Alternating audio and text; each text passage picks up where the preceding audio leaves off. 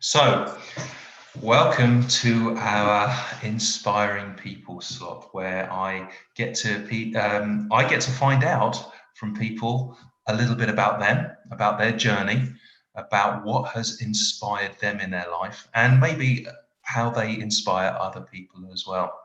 So tonight I am joined by the amazing Michelle. Hello, Michelle. Give us a wave. Give everyone a Hi. wave. Hello, everybody. Um, So my first question is, Michelle, how did you stumble into Breathing Space and me? How did you get to be here this evening? Tell me your journey with that. Well, I came across you on one of the free Sunday Breathe session that you did for Alchemy of Breath. And I really loved the way that you facilitated the whole group. And you were so tender and strong at the same time. Oh, stop it. You're going to make me feel all big-headed. So I thought, well, I really love people who have been doing breath work longer than I have as role models, to see a way forward that inspires me with my work. And to come across a man who, a brother who, seems to me does such a good job. I'm just very curious and I want to learn more. So that's how I came into Breathing Space. I want to know more about what Benedict does. I'm very, Oh, I'm very curious too. bless you. So I inspired you, you might say. Yes. Yeah. I chose the title for this really carefully because one of the things we often think that we deny our shadows and our dark side, our anger and our rage and our fear. But one of the things that we also deny is the fact that we are afraid to claim our gold and Yeah. to say that we're okay with that we inspire other people. And it's still difficult for me to say that. So thank you. I will own that. Thank you for recognizing that. But we're here to talk about you, Michelle. So let's ask a little bit about you. So imagine an alien came down and they needed to find about all of your life. Just some of the facts first. Well, I think you'd be a very good friend. Tell me what's the 101 that we need to know about you. Tell us, the simple questions: where you live, Well, I know it's 101. I've come across that term a lot, but in order to be able to answer that question, I had to look at what 101 means, and it's the angel number of prosperity, apparently, according to Google. Really? And so, wow, what a question. So I think, my prosperity lies in my 52 years, and really across that whole expanse, I've been a mother. I stepped into mother role at a very early age with my two younger siblings, and then became a teenage mother. So I've been raising children for 33 years, 20 years of that as teenagers, which has been very challenging. And it's been my motherhood really that's inspired a lot of personal growth and development, because I didn't really have a reference point within myself of what mothering is. So I've kind of had to learn it from scratch, which I'm quite pleased about, really, because there's been a lot of conscious parenting of my children. Then I have 3 grandchildren, and I've also, studied quite intensively. I mean, my resource really for parenting was schools. So I've always been in education, either as a facilitator for others or learning, and I love both. The best way to teach is to learn, so I love teaching. And I say a lot. So yeah, started off with Reiki, hypnotherapy in the 90s. Went into specializing with different aspects of hypnotherapy, like inner child regression, past life regression, working with people's bodies is dysmorphia rather than weight loss, and developed a lot of really new techniques with that. And at the same time, I was studying a degree at St Martin's in design, but dropped that to go into being a full-time therapist. So really where I've got to now is I'm bringing all that back together, the design aspect, therapies I've studied 10 years with the Dear Tribe Medicine Society, Right. which was a very intensive body of information, the most richest sort of body of information I've ever come across. There was a huge amount of shadow work in that. Sure. And psychosexual somatic therapy with Mike Lusada, and most recently a year of breathwork facilitator training. Right. Wow. Okay, so let me see if I've kind of got this all right. Just where is home for you? Where my heart is. Home is in West Yorkshire. I'm very close to Hebden Bridge. Oh, lovely. In the South Pennines. Beautiful. So you live in North Yorkshire, in a very beautiful part of the world. You're 53. Yeah, West Yorkshire. You've got, your journey has been of motherhood, which is a fascinating experience. And you have been a lifelong student and teacher and facilitator from many different modalities, many different therapies, it seems like. So you have so much wisdom inside you already. And your journey of motherhood, starting from when you were a teenage mother to other families, is what I'm guessing? My own family. No, Your I own had family. my first child at 19. My son is 33 now. Right. Okay. Well, we'll come back to your kind of early years in a second. So primarily, this is a space about breathing, and inspiring around breathing. Yeah. I wonder if you would like to share an experience that you've had, a powerful experience that you've had during a breathwork or around breathwork. Now, a lot of your questions I found could have been the same answer.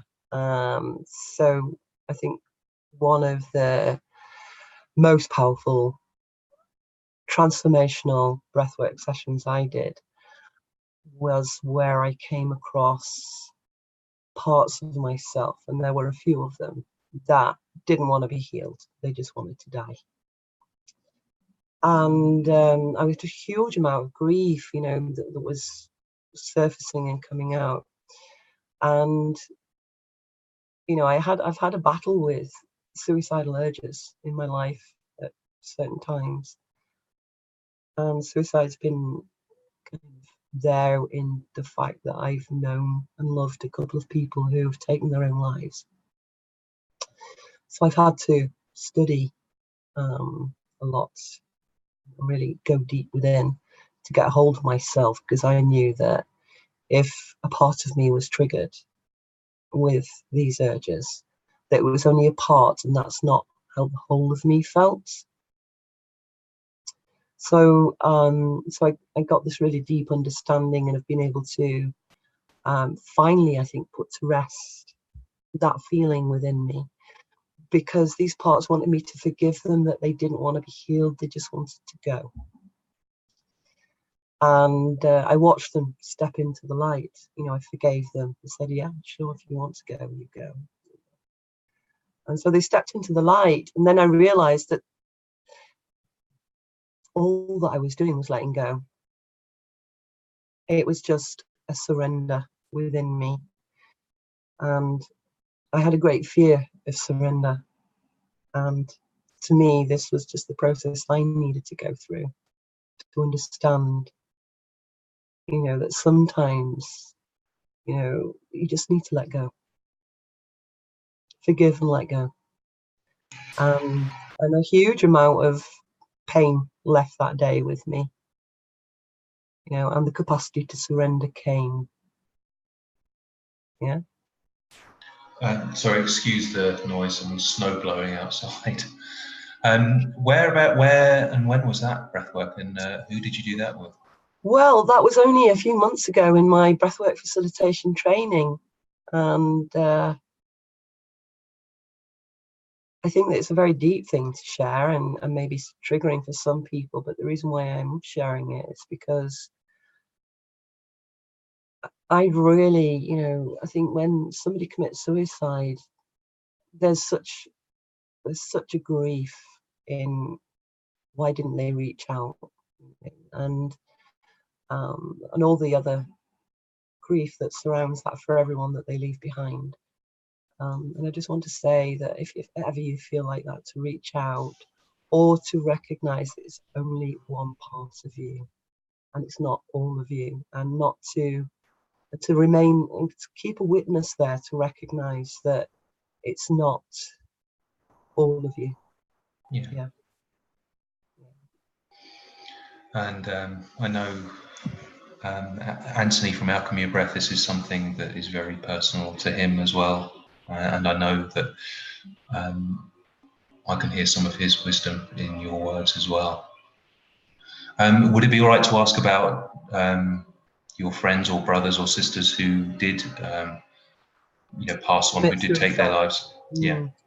Well, it's actually 2 teenagers.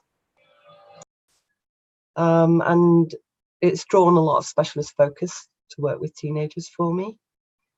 And I've got 2 teenage daughters living with me at the moment. And they are going through so many changes and hormonal changes.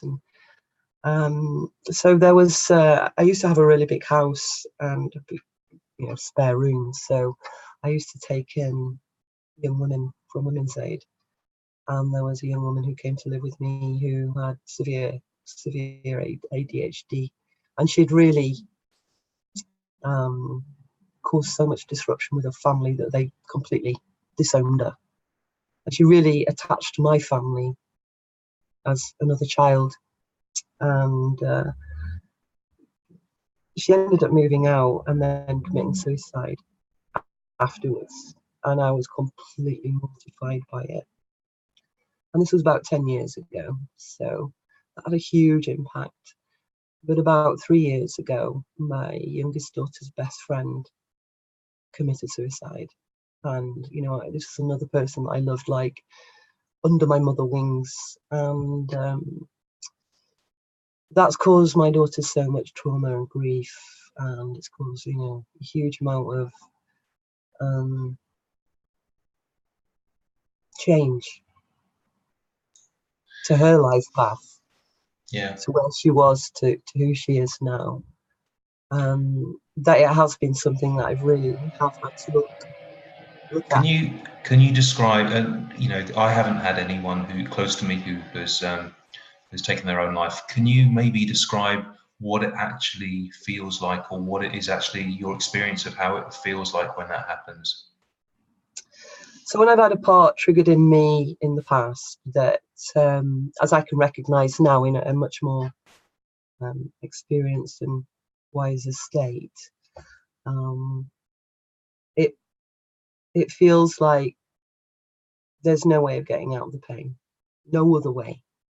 It's just, and all you want to do is to stop the pain. It just hurts so much, and it's like being in a void. You can't connect with anybody, and you are in, I think, total disconnect from life. Yeah, and the only way forward is to stop life. So I Can I just stop you there? That's a remarkably powerful image that you've just said. It's like being in a void where you cannot connect, where you just want the pain to stop and you cannot see a way out. So those words, you're in a void. You just want the pain to stop. You cannot see a way out. No. And it's a very powerful feeling. It's a very overwhelming feeling. And it's very hard to get a grip of yourself. And to be able to say, no, actually, this isn't the way I feel. This must be from the past. I know I love life, and I want to live. And but once you can do that, or reach out enough for somebody else to remind you of that, then it collapses the power of that particular part that's triggered. Sure. So that reaching out is your bridge out of that place. Yes. And connection. Definitely. Connection to anything, even if it's just a past life, something in your past that brought you joy.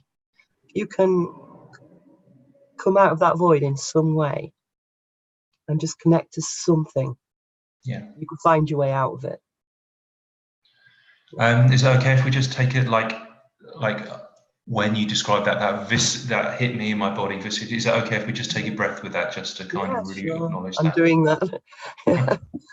Yeah. Okay. So that feeling when someone who has taken their life, and what that does to you, it puts you in a void, where you cannot wait for the pain to end, that you just can't reach out. When you've got that urge that is activated within you, yeah, that's the void. That's the disconnect. Okay. Yeah. Let's take a breath with that then. Let's take a breath with that void, because I really feel that right now, and I want to acknowledge that. Okay, yeah.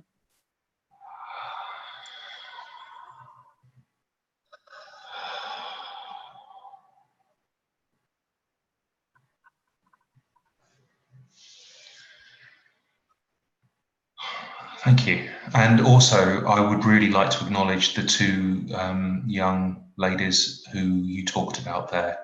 Can you just you don't have to do this, but maybe give them a name and just tell us a little bit about more each of them, because I'd really like to be able to feel their energy here as well, and to acknowledge them and to honour them. Well, I feel that the wound is still quite fresh in my community, even though it's been 3 years. So I'd rather not name any names. That's fine. And anybody in my community would know that who I'm talking about. Yeah. So my local community, because it really did, have a huge impact. And so no, I can't bring them present by their names at the moment, but I'm honouring them in spirit right now. Okay. Let's take a breath with both of them as well, and just to really, I can really feel their energy here as well. Yeah.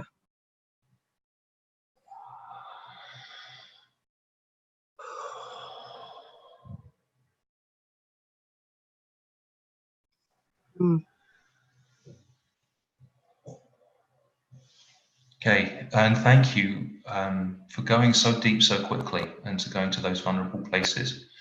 This will mean an awful lot to people, to be able to hear you talk about this in this way, without tenderness. Michelle, and I can't thank you enough for being brave enough to talk about this. Okay, so really you were in a really kind of mothering position to both of the girls that you talked about. But can we just talk about your experience of what it was like when you were little, and tell me about your childhood, and tell me about your family, where you were growing up, and what your experience was as a little one. Okay, so I was born in the east of London as a Cockney. My mum was 17, my dad was 19. I come from quite a lineage of teenage parents. We were very poor. My dad just left the Paris, and well, my mum had 3 kids before she was 21, and then she just collapsed. She just shut down and became exhausted. So I just found myself stepping in naturally, because I think as children we're really wide open to feeling other people's feelings, and to hear my daughter, my sister crying because she was hungry, then I'd want to help her with that pain, feed her. And so I kind of stepped in as a pseudo mother at a very early age. and yeah, took that mothering role from a very early age with lots of people. I was always How wanting to old were help you at the time, people did you out. say? Well, my sister was born when I was 2, Right. and one of my earliest memories was trying to cook toast on a candle. And yeah, because I knew that you had to eat it up, but I held it too close and burnt it. And I've had to heal a big sense of failure within me about that one. Mm-hmm. Uh, and what else can I say? I mean, I think I've had to work through being an empath, which is because I never had my nervous system soothed. It wasn't shut down, and I lived in a very domestic war zone between my parents, and I learned how to sense things from a very highly activated state. Mm-hmm. So a lot of my learning in my life has been how to balance my nervous system, be in my body, ground, center, and mind my own business when it comes to other people. A lot more than what I used to do. And recognize where my boundaries are, where another person's are, so that I'm not getting involved in Yeah. that I don't need to be involved in, and I'm not meddling with other people, or it's just it's about personal responsibility. Which is a difficult thing to do if you're kind of caring, you're taking on a kind of very caring road with your younger siblings as well. Mm, yeah, and it's been a huge journey. To I've still got oodles of mother energy, and I've still got oodles of like empathic capacity. So I've been training and focusing that in how I can use that, because I'm creating a new business at the moment.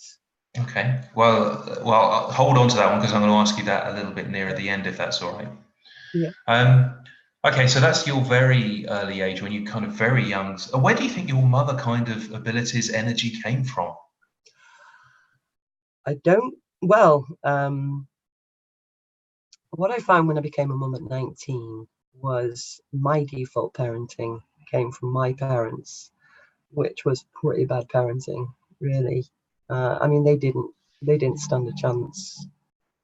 They came from very neglected, abused, traumatic circumstances themselves, and so I the unconditional love that just bursts into your being when you give birth to a child, um, kind of knew that I had a really big, awesome responsibility to this other being, and that I needed to really resource myself in Hmm. order to be able to be the kind of mother that I wanted to be. And quite often wasn't very successful with it, with definitely with my first 2 children. Still had a lot of trauma in my body, still got really, triggered and activated and sometimes out of control. So mortified about that. I've had to do a lot of personal forgiveness work. Um, but I do feel that I'm really feeling the benefit now of all that work, Hmm. to how I'm managing to, be a good conscious mother to these teenagers that I have at home now.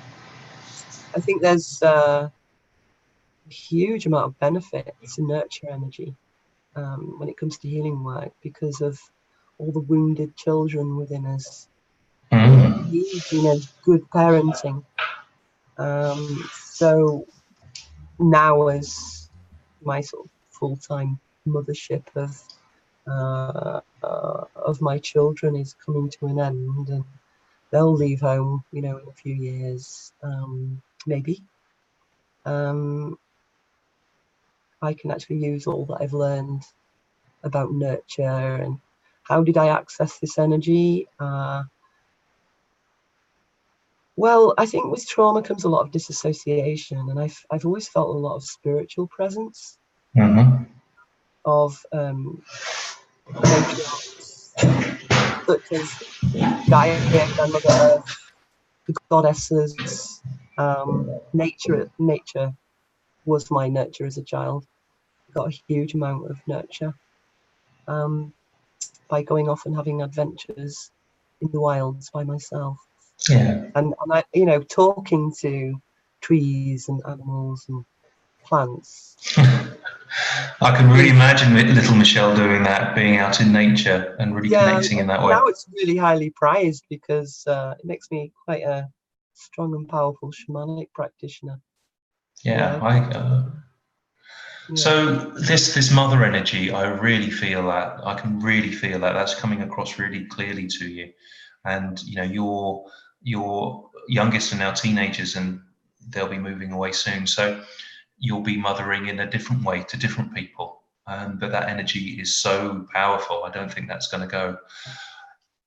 Here's a question. Yeah. So there will be people embarking on a journey of motherhood in one form or another, whether it's having physical children or some other kind of nurturing. What advice would you give them? What do they need to be successful mothers and to do the best that they can? What would what would you say to I them? throw away every single mother manual that there is.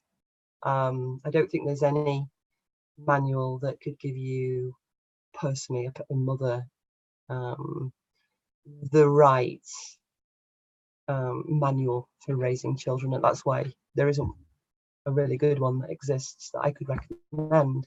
And the only way I think that we can become a really good mother to our own children, because of what they are inheriting from us, is to really become very self-aware, to do that work, the inner work that can, if you can grow it within yourself, you can heal it within yourself, then you can do that with your children.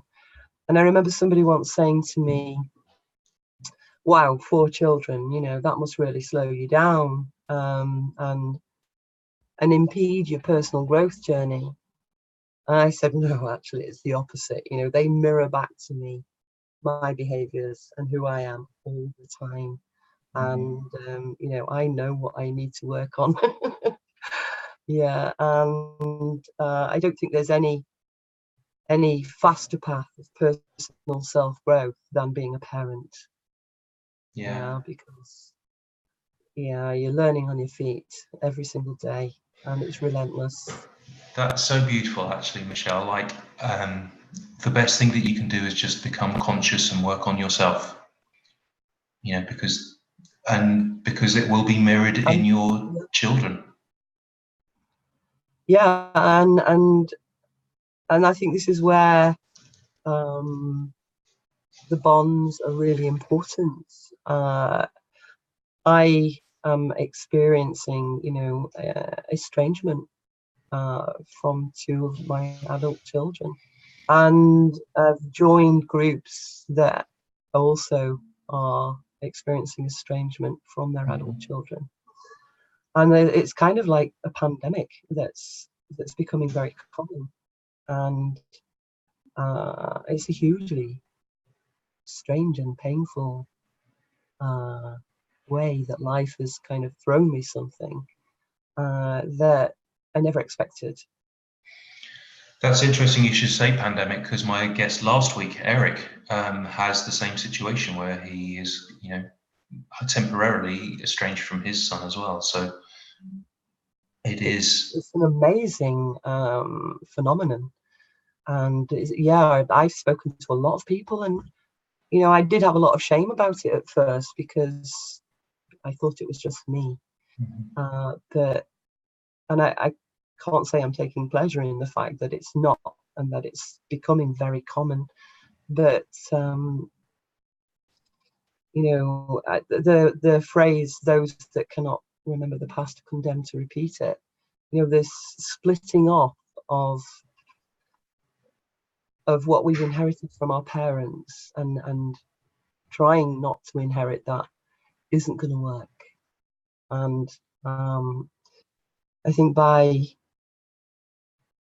being able to manage those relationships in a way where, I mean, yeah, fair enough, if your parents are abusive, get away from them. Nobody should stand and put up with abuse, but things can be managed in a way where you can truly share, okay, yeah, this is a family issue. I've inherited it, you've inherited it. We can't run away from it. Can't run away from it by running away from me. Let's face it together. Yeah. That is, again, really, really strong words of wisdom there. Really strong. Okay. Well, so all this amazing mother energy that you have been, nurturing and creating and, giving for these many years to your 4 children, and it sounds like to other people as well. So it's not just your own physical children. So you're at a point now where you're starting to kind of start your own business and to bring that energy and that creativity out in other ways. Now, what do I know? That you're undertaking breathwork training, that you have done so many other trainings, from Reiki to hypnotherapy throughout the years to somatic psychosexual healing. Tell us how you're bringing your magic, your creativity, your wisdom, your charisma, your uniqueness, nerve and talent out into the world, Michelle. Well, I'm developing a business that I'm thinking of calling Magical Grandmother Life. Magical Grandmother Life. Yes. Okay, tell us about Magical Grandmother Life. I love that title. Well, I think it encompasses everything for me that I have, and gives me growing space for it as well. Because I always want growing space. I love learning, I love growing, I love expansion. So Magical Grandmother Life is a container for so many of the things that I've developed that are very innovative and unique. This is my design capacity coming into play. So there's quite a few workshops that can speed self-growth, transformation, integration to such a degree that when you are a parent, you can still do it. So my main customer that I would like to work with is mothers, and because I think they've got the most influence in the world as well. Those first 6 years of raising a child programs everything in for the rest of their lives, and it's so hard to be able to get all the way deep down there once it's done. So I'd like to focus on, well, all the transitions of womanhood, really, from childhood to teenagehood, mother preparation, mother transformation, perimenopause, menopause. And I'm focusing on women because, of course, I'm a woman and I can only come from that perspective. But what I'd also like to do is work with men who would like to learn more about women, and the feminine within them. Wow. So, grandmother magic, taking women, I suppose holding their hand almost from all the different stages of their life, from puberty to teenager to, young motherhood, to preparation for motherhood and the different stages of menopause, to be there as that kind of wisdom figure. Yeah, and it's in those transitions when there's a lot of chaos that people are most likely to need help and reach out for it. But it's in the chaos where you can actually maximize the opportunity for change. That's a great phrase. It's in those moments of chaos where you can maximize the opportunities for change. Yes, you can. Yeah. These drops of wisdom are falling from you today, Michelle. It's beautiful to hear. And this also sounds like a very, this doesn't sound like a new it's not like a new role. This sounds like an ancient wisdom kind of role, the role that wise women have been playing in our society and our culture for, since we came into being as people. This kind of wise woman, kind of Mm. crone wisdom, witch woman, a priestess kind of role. It's a really powerful role to take on. Yeah, well, I've been consciously cultivating a lot of the female archetypes for a long time. So I feel like in my time with the Deer Tribe Methodist Medicine Society, I really cultivated the warrioress, and in the priestess, in other things that I've studied, and I've cultivated the whore archetype quite, to something that's very sacred. Yeah. Many different archetypes. And do you So to get know, to the source. to get to the source? Okay. Yeah. And on a practical note, do you know what grandmother magic is going to look like? How it's going to be taken out into the world? Yeah, well, I'm developing websites, and there's going to be the usual social media stuff, but I want to make it very accessible and affordable. Yeah. Because I want to aim my market mainly is with mothers.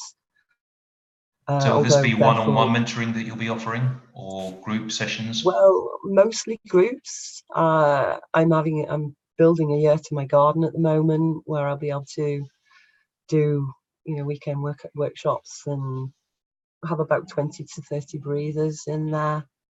Okay, so And you'll be breathing with them as well, obviously. yeah, and it's right next to a river and woods, so there's lots of beautiful natural resources to draw from while you're Yeah. breathing, which is something that I really would like to give to people. So there'll be a lot of online workshops, mini workshops, like 4 hours, like bite-sized chunks. And I don't actually want to do a lot of one-to-one work, because I think that I'd rather get it out there, as much as possible. And also I've got to look at energy management, because I've had Sure. ME, chronic fatigue syndrome, for a long time. So I find that the one-on-one sessions are much more energy intensive than actually when I'm in a group, facilitating a group. I find the same thing as well. I Yeah. find one-on-ones way harder than I do with a group. And although, the fact is that you can hide more in a group, and that's why I find it much more energy draining when it's just a one-on-one, because there's no place to hide and you have to show up and be absolutely 100% present. For a long period of time.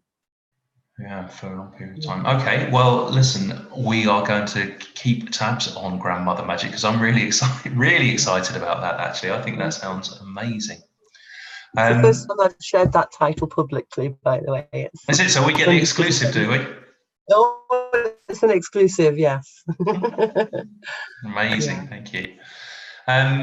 Okay, so we've got about 5 minutes, and then we're gonna keep talking, but we're gonna switch from streaming on YouTube, and we're gonna start streaming on Facebook for our last 15 minutes.